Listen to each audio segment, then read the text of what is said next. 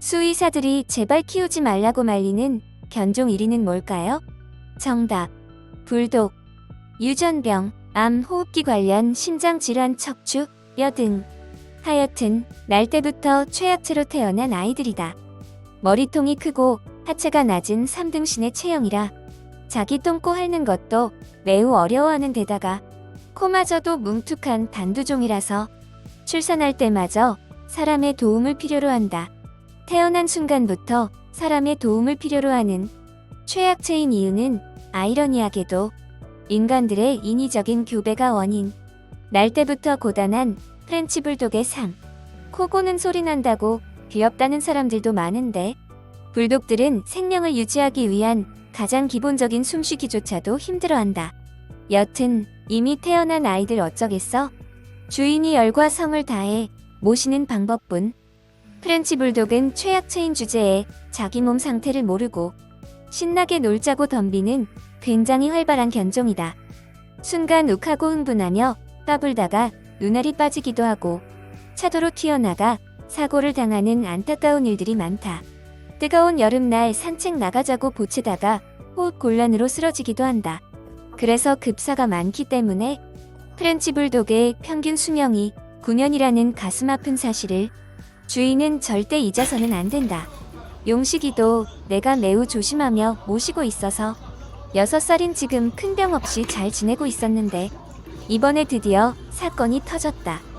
디스크 발병. 우선 디스크의 원인을 먼저 생각해보자면 활동 부족, 활동 과다. 이게 가장 어렵게 느껴진다. 운동을 안 시켜도 걸리고 너무 시켜도 걸리니 뭐 어쩌라는. 그리고 날씨가 너무 추울 때 산책해도 걸리고 계단을 오르내리거나 앞발을 들고 허리를 들며 뛰어오르는 모션도 위험하다. 하여튼 디스크에 취약한 견종이니 조심해야 하는데 우리 용식이의 경우는 나의 잘못이 컸다. 첫 번째 원인은 내가 2층 집으로 이사를 한 것. 계단 있는 집에 대한 로망 때문에 6살이니까 괜찮겠지. 워낙 건강하고 튼튼하니까 괜찮겠지. 침대방이 2층이니까 잘 때만 계단 오르내리게 하고 평소에는 1층에서 생활할 거니까 괜찮겠지. 안일하게 생각해서 2층 집을 선택한 나의 잘못이 컸다. 의외로 내 껌딱지인 용식이는 나를 따라 아주 계단을 신나게 오르내렸다. 또 하나의 원인은 운동광인인 애인님이 잠깐 일을 쉬면서 여유가 생기자 용식이 보호자를 자처 산책에 목마른 용식이를 신나게 데리고 다닌 것이었다. 직장인의 똥체력인 나는 용식이 산책을 매일 가지도 못했고 어쩌다 나가면 30분도 못하고 지쳐서 돌아와서 용식이는 항상 산책에 목말라 있었다. 그런 용식이를 아침 저녁으로 산이며 들이며 미친듯이 쏘다니며 데리고 다녔으니 용식이는 너무나 행복했겠지만 정작 디스크는 터지기 직전까지 갔을 터. 그리고 집이 좀 추웠다. 이사하고 처음 맞는 12월 보일러를 돌리긴 했지만 그래도 추운 집. 뜨끈뜨끈 온돌 수준은 아니지만 찬 기운은 없어져서 괜찮겠지. 안심했는데 그게 아니었나 보다. 첫 증상은 9월쯤. 집에서 자고 있다가 주인이 나타나니까 반기려고 나오는데 뒷다리를 전혀 쓰지 못하고 앉아만 있는 것이었다. 너무 놀라서 용식이를 세워봤는데 뒷다리 힘이 풀렸는지 바로 다시 앉아버렸다. 술 신나게 퍼먹고 새벽에 들어온 나는 이게 무슨 일인가 당황했지만 여기저기 눌러봤을 때 아파하는 반응도 없고 발가락을 꼬집었을 때 싫다며 빼길래 혹시 그냥 근육통인가 싶어서 날이 밝으면 병원에 가보기로 했다. 아침이 되니 아침밥과 함께 살아난 용식이 실시간으로 컨디션이 좋아지더니 다시 뛰고 날아다니는 것이었다. 그냥 근육이 놀란 걸까? 병원에 가도 증상이 없으니 뭐 해줄 게 없을 것 같아서 그냥 넘어갔다. 5분 정도 마비 증상이 왔다가 또 시간이 지나면 잘 뛰어다니는데 머리를 바짝 세우지 못하고 약간 숙이는 자세가 지속됐다. 계속 그러는 게 아니라 간헐적으로 이런 증상이 나타났다. 근육통일까 디스크일까 고민하던 나는 새벽에 용식이를 안았는데 등 부분이 살짝 닿았다고 깽 우는 소리를 내는 걸 보고 이것은 디스크가 분명하구나 확신을 했다. 그래서 새벽임에도 불구하고 바로 24시 동물병원에 갔다. 확신이 서면 또 지체 없이 움직여야지. 목동은 동물병원이 참 많아서 24시 병원도 많다. 양천구의 마스코트는 강아지인데 정말 개살기 좋은 동네. 이래서 이사를 가봤자 목동 안에서 빙빙 도나보다. 새벽 4시쯤 후다닥한 동물병원.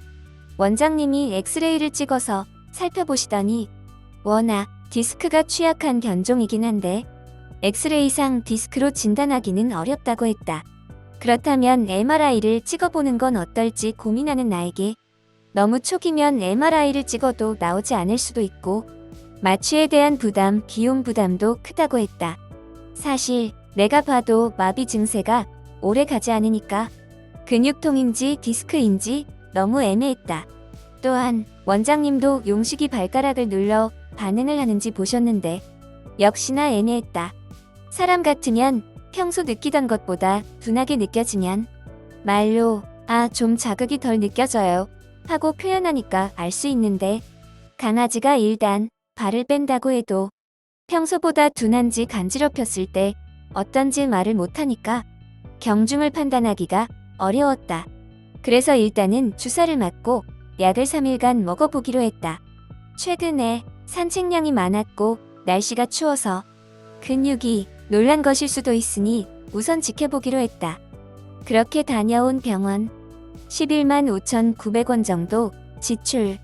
엑스레이 촬영이랑 응급진료비 그리고 근육 이완 주사, 내복약을 지어왔다.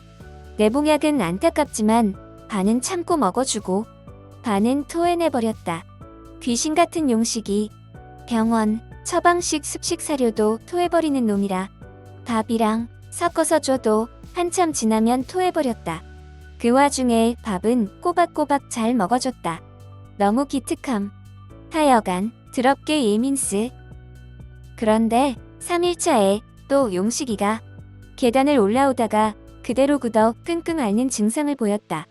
용식이도 아픈지 이제는 확실히 머리를 잘 들어올리지 못했다. 내가 살면서 가장 후회하는 일이 용식이 이전에 키웠던 노견 강아지가 나이가 들어 아팠을 때 24시 병원에 입원시킨 일이다.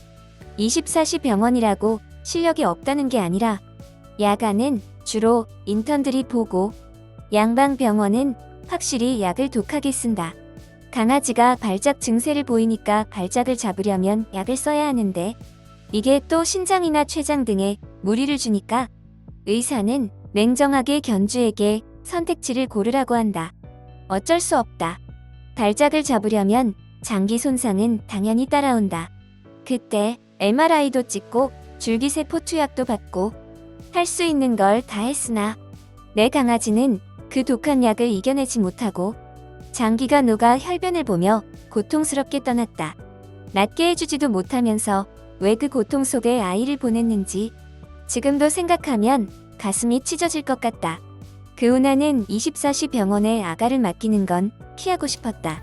이런 내 경험 때문에 디스크 역시 양방병원에서 수술로 답을 찾기보다는 초기일 때 한방 치료를 받아보는 건 어떨까 싶었다. 스트레스로 녹아버린 나 대신 정신 차려 집 근처 강아지 한방병원을 검색해낸 A님. 내가 너무 예민해져서 다투기도 했는데 강아지가 아프니까 다툼이고 뭐고 애부터 챙기는 모습에 내 강아지인데 챙겨줘서 미안하고 고마웠다. 여튼 찾아낸 곳은 두암동물병원. 후기부터 봤는데 장난이 아니었다. 못 걷는 개들 다 걸어버려. 마비 왔다가 침 3번 맞고 잘 걷는 개들의 이야기에 내 가슴은 도키도키 뛰기 시작했다. 당장 전화를 걸어 당일에 회사 조퇴하고 용식이를 안고 병원에 갔다. 병원 마스코트? 모델도 단두종이었다.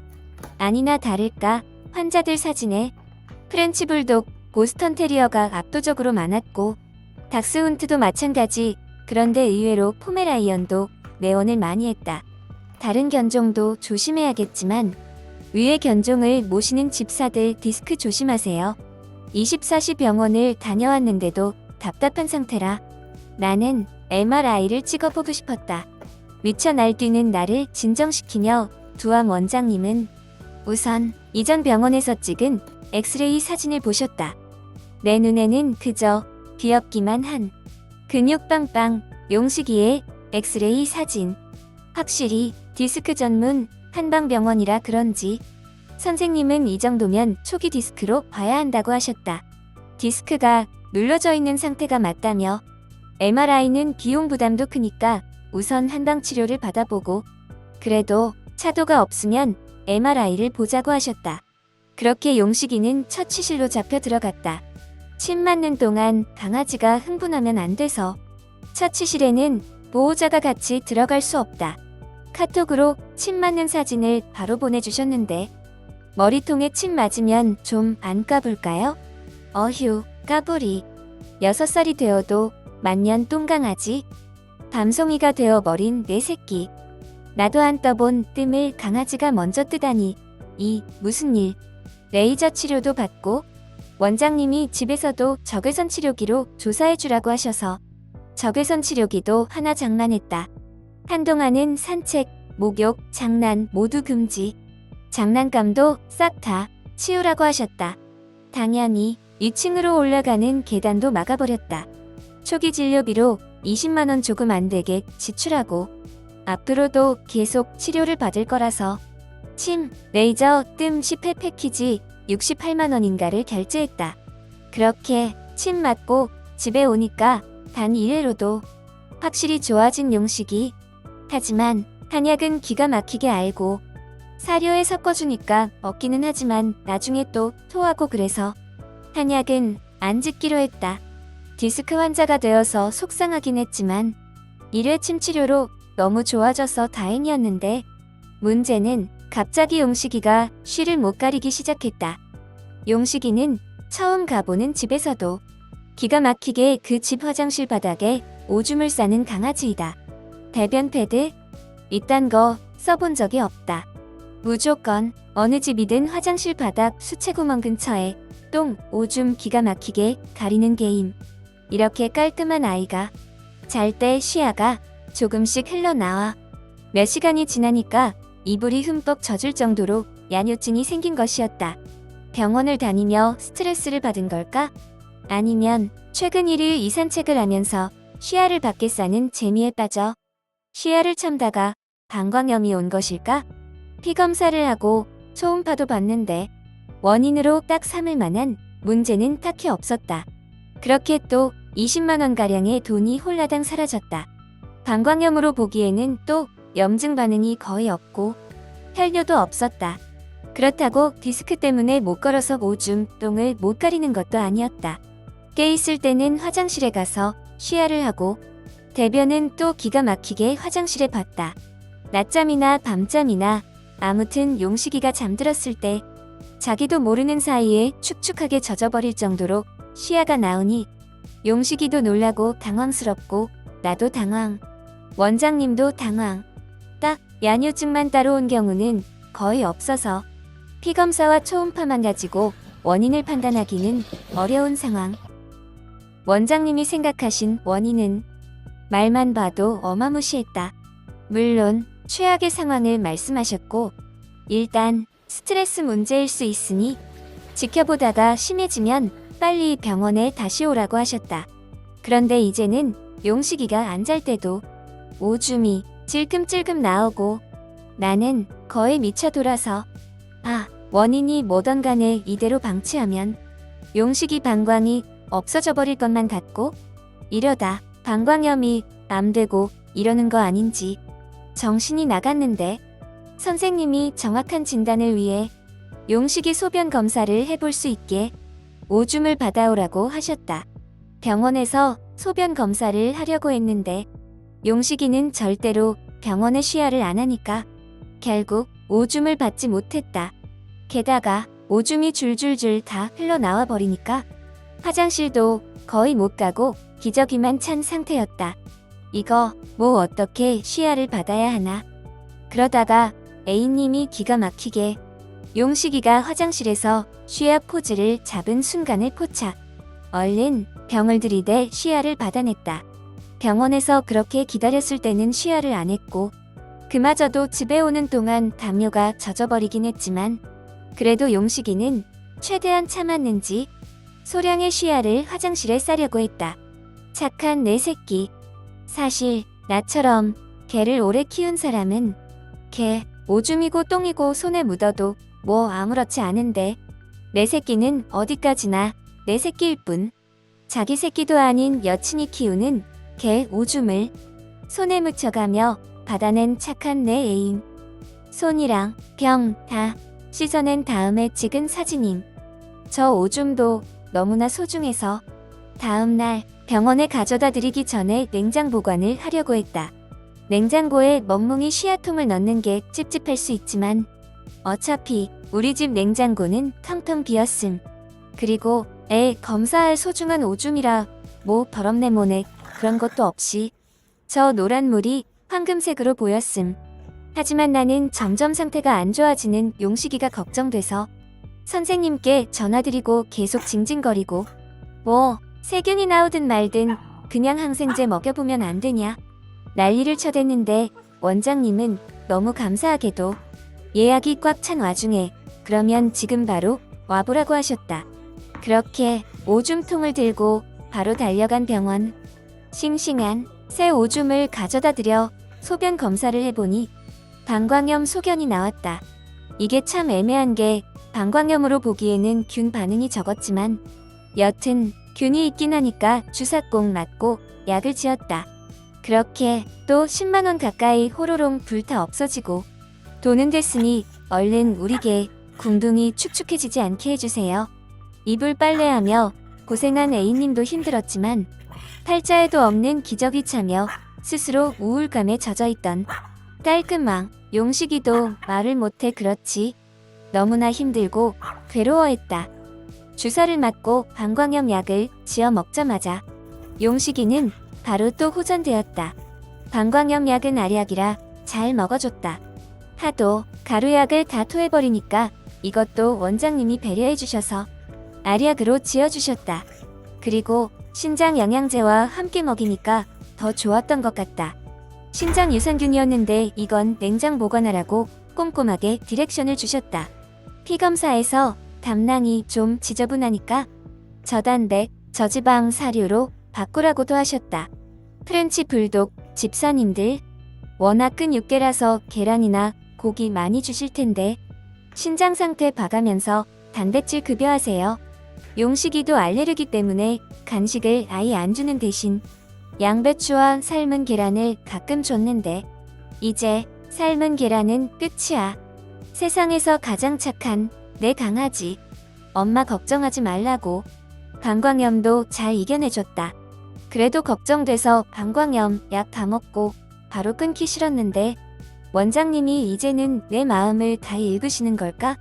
총 3주 먹이고 용식이는 싹 나았다.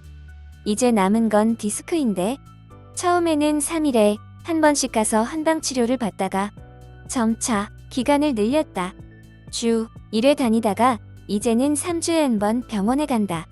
6번 정도 맞은 것 같은데 용식이는 그냥 날아다닌다. 그래도 나는 겁이 많아서 원장님 말 엄청 잘 들으며 추운 날씨에 산책 금지, 당분간 장난감 금지, 나중에 날씨 풀려서 산책 가도 15분 넘기지 말기 등 디스크가 심해지지 않게 꾸준히 병원에도 다닐 생각이다.